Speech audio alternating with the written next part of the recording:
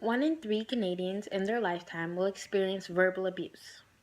Verbal abuse, as in the previous time period, was not something that people took seriously, nor did they think had an effect, such as bullying.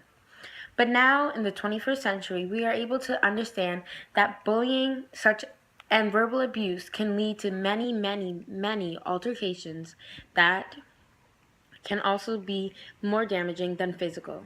An uprising recently in Toronto, many psychologists and parents are noticing that the difference between then and now in mental health is definitely increasing.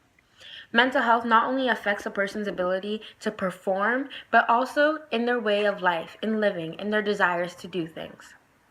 Based on an article that I read in the Toronto Star, many parents, teachers, and also psychologists are now trying to stop the stigma that mental health is not something that we should worry about, and to now put more time into realizing and changing this fact.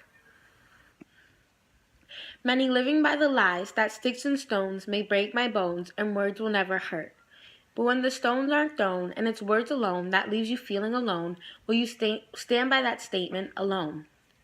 A generation that fails to recognize the impact that often leads people to retract, making them a minority, and even though it's grown now to the majority, we still have not made it a priority, the way that we use words. Oftentimes limited by your effect and blamed for the defects of relationships, the way that we use words. Many don't believe of yet power you conceive, yet 1 in 3 receive verbal abuse because of the word choice and the misuse.